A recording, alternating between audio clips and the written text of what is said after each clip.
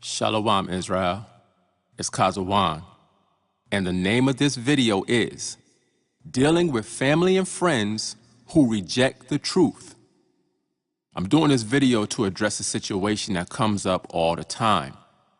Most of us who know that we're Israelites have family members and old friends who are not in the truth, and we have a desire for them to come into the truth, but most of the time, they don't want to hear what we're saying.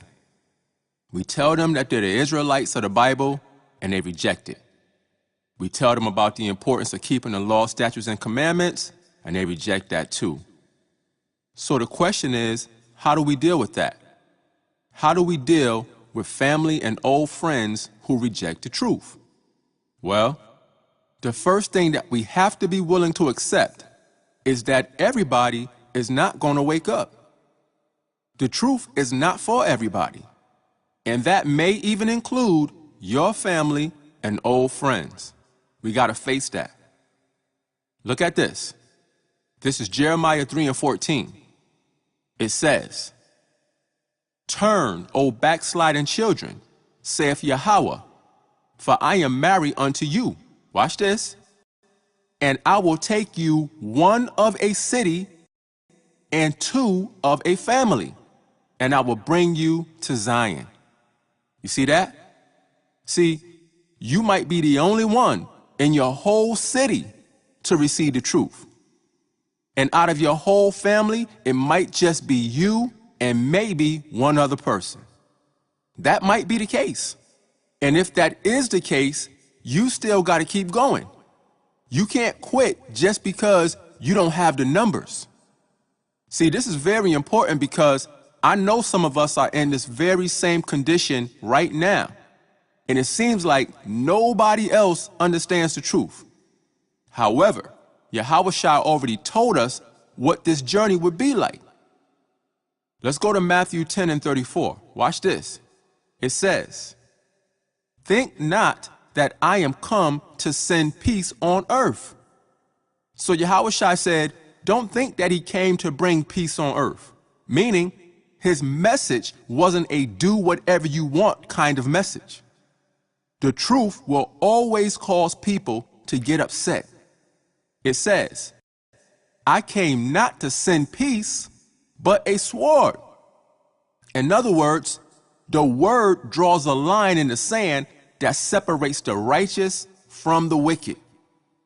Verse 35, "For I am come to set a man at variance against his father, and the daughter against her mother, and the daughter-in-law against her mother-in-law." See, that's how real this truth is. Now, this is not talking about dividing families for no reason. This is talking about separating the righteous from the wicked. The Bible says that two cannot walk together except they be agreed. If a father keeps the law, statutes, and commandments, but his son doesn't, they're not in agreement. If a daughter is obedient to the scriptures, but the mother isn't, they're not in agreement. Now, the one in the truth is going to have to stand strong in the truth, knowing that it's going to cause problems. But that's how it goes. Watch this. Verse 36. "And a man's foes shall be they of his own household." So you shouldn't be surprised when your family and friends turn on you. The people that are closest to you are the main ones that'll give you the most problems. You see? But we gotta decide what's more important. Is it our emotional connection to our families, or is it the obedience to the Most High? Let's see what it says. Verse 37. "He that loveth father or mother more than me is not worthy of me. And he that loveth son or daughter more than me is not worthy of me." Now this is rough, but it's right. Because if you believe that the Most High gave you life, then your allegiance is to him before anybody else, including your mother and your father. A lot of people spend all day and night saying, "Well, what about my mom? What about my dad?" Listen, It's a good thing to love your parents. The scriptures say honor your mother and your father, but you can't put them before the Most High. That's why Mark 12:30 says, and thou shalt love the Lord thy God with all thy heart, and with all thy soul, and with all thy mind, and with all thy strength. This is the first commandment. So if you don't get the first commandment right, you don't have a shot. See, you got to choose the Most High regardless of what the repercussions are. Yes, you might lose certain family connections. They might say you're in a cult. They might call you the devil and all types of names.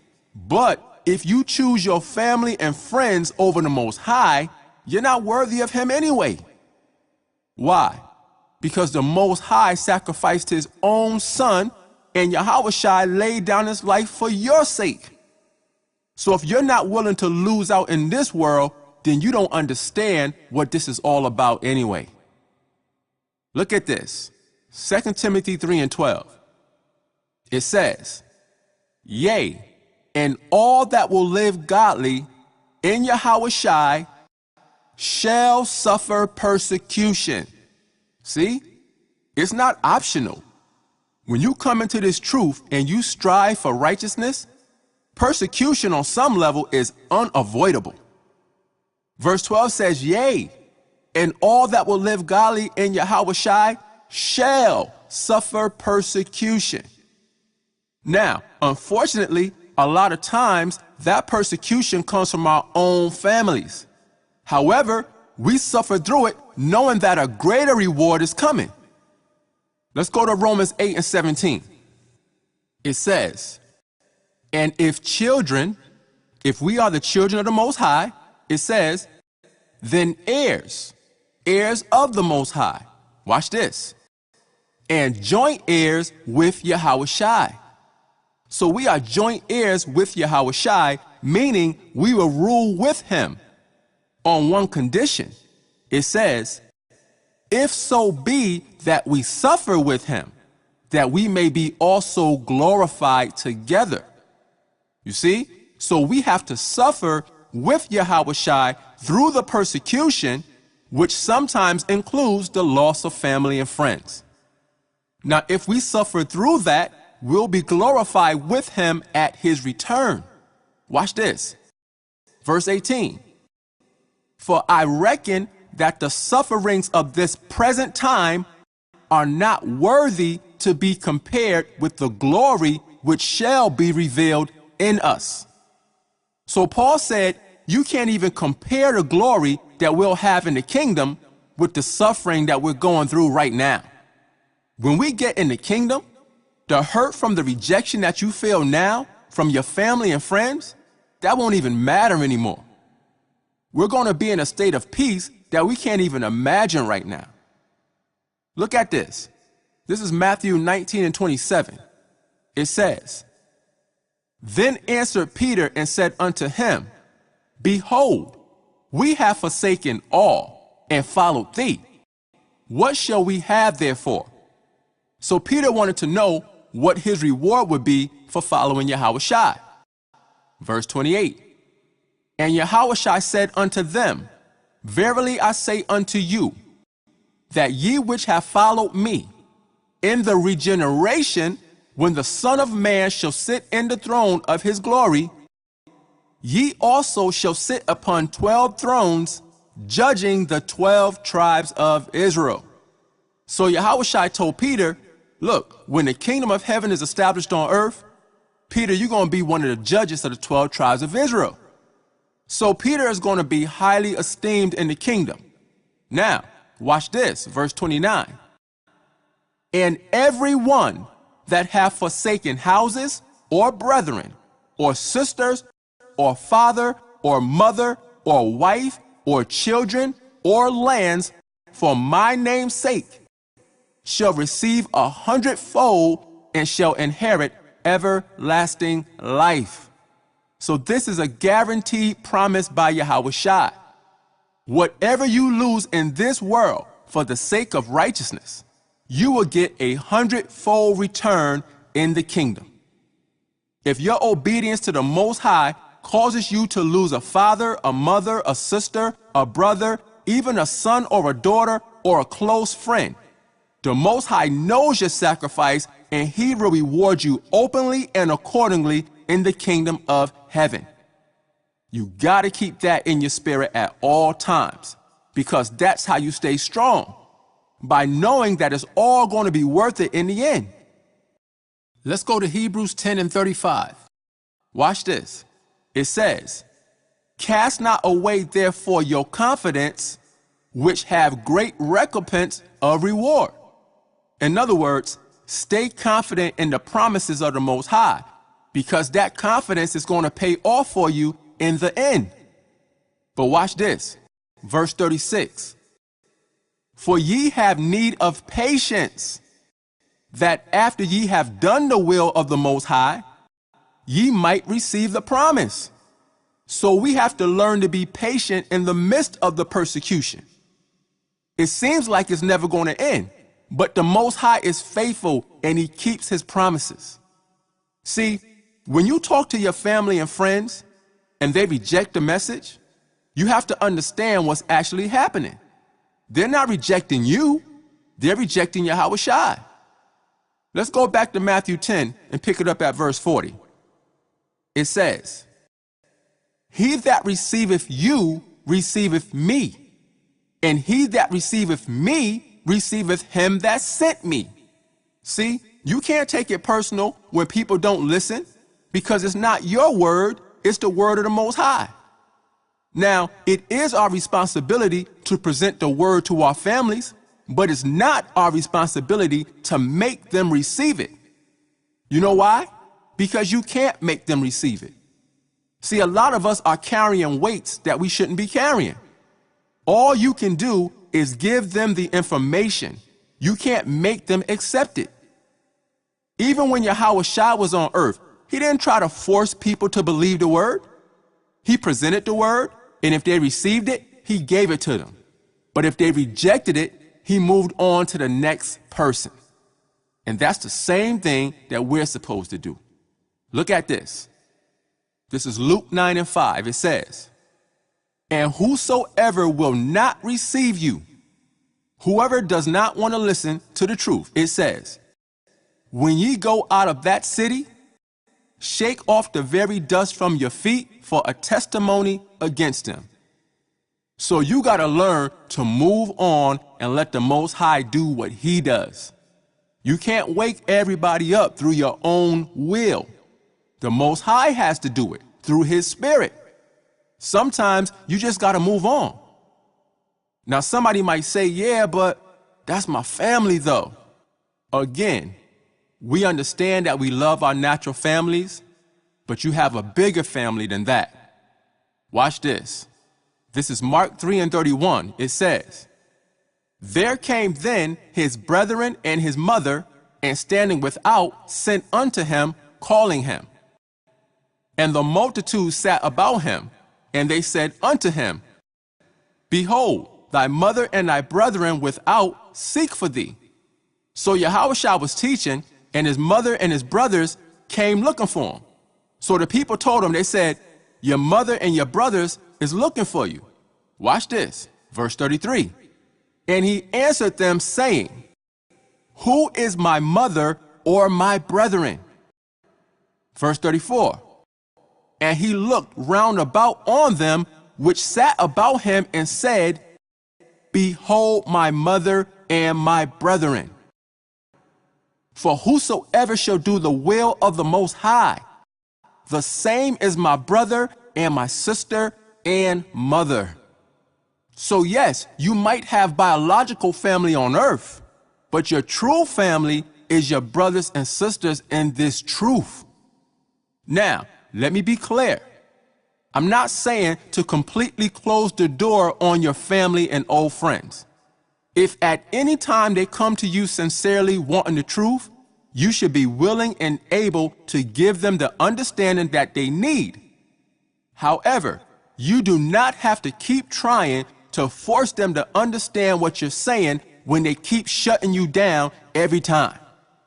Again, you're only responsible for telling them the truth. Once you do that, you're in the clear. Let's go to Ezekiel 3:17. It says, Son of man, I have made thee a watchman unto the house of Israel. Therefore, hear the word at my mouth. Watch this. And give them warning from me. So we do have to warn our people. Verse 18. When I say unto the wicked, thou shalt surely die, and thou givest him not warning, nor speakest to warn the wicked from his wicked way to save his life. In other words, if we know our family and friends are in danger, and we don't warn them, it says, the same wicked man shall die in his iniquity. They will suffer the judgment of the Most High. But watch this. It says, but his blood will I require at thine hand. Why? Because we knew danger was coming, but we didn't warn them. Now, this is a struggle that a lot of us have within ourselves. We want to make sure that we warn our people, but watch this. Verse 19. Yet, if thou warn the wicked, and he turn not from his wickedness, nor from his wicked way, if we warn them by telling them the truth, and they don't change, it says, he shall die in his iniquity. They will suffer the judgment of the Most High. But watch this. It says, but thou hast delivered thy soul. You see, once you warn people, the Most High will no longer hold you responsible if they don't listen. Once you understand that, it just becomes a mental thing that you have to get over on a personal level. You got to let go and accept the Most High's will. Matthew 22:14 says, for many are called, all Israel is called, according to Isaiah 48:12, but it says, but few are chosen. The Most High has an elect group that's going to receive this word and live by it. And we pray through faith that we're part of that group. But see, you can't make a person be a part of that group. That's up to the Most High. Let's go to John 10:27. It says, my sheep hear my voice, and I know them, and they follow me. So Yahushua said his sheep hear his voice, and he knows who they are, and they follow him. Now, that doesn't mean that your family won't wake up at some point before it's too late, because the Most High can wake them up instantly if that be his will. However, if he doesn't wake them up, you got to be willing to accept that. I have to keep stressing that point because a lot of people are struggling with this issue. Let's go to Mark 4:16.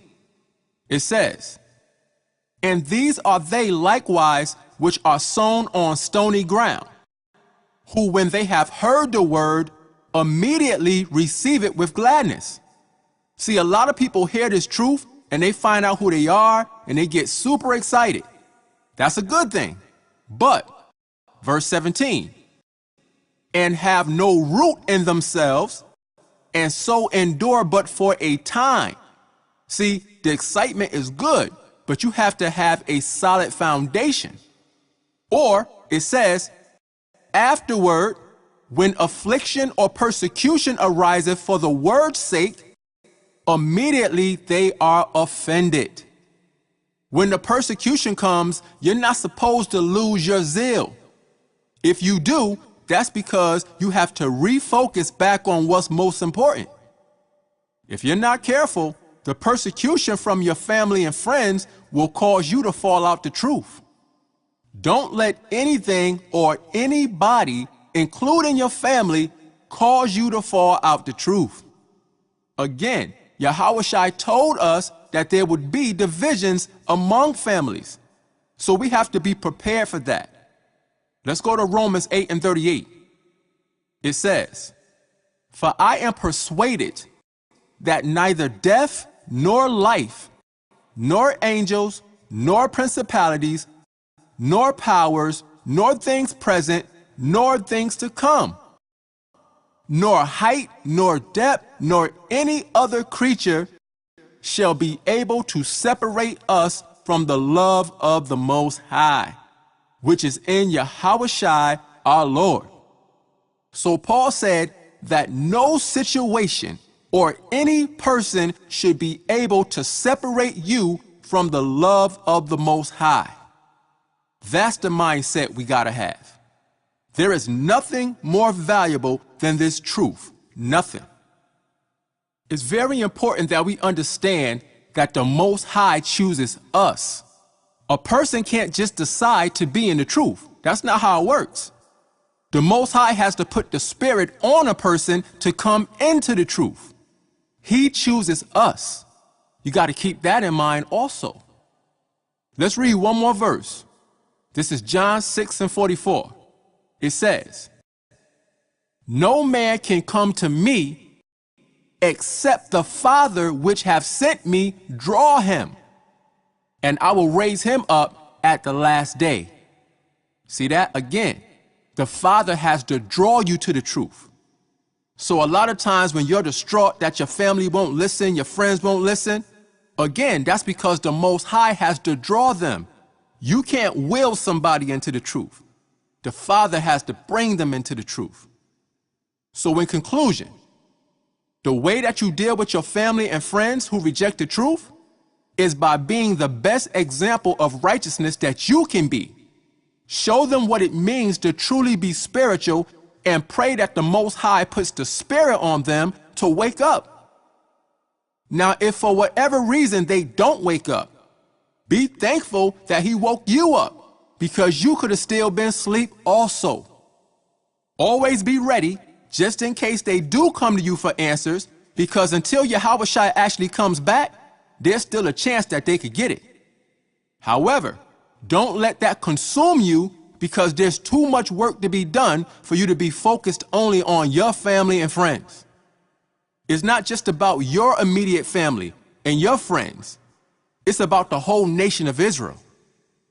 So focus on dealing with your people as a whole and let the Most High do His work. So I'm going to end it right here. Again, I know that this is a serious issue that a lot of us are dealing with, and I hope that this video will help out in some manner. So with that, I say, Shalom.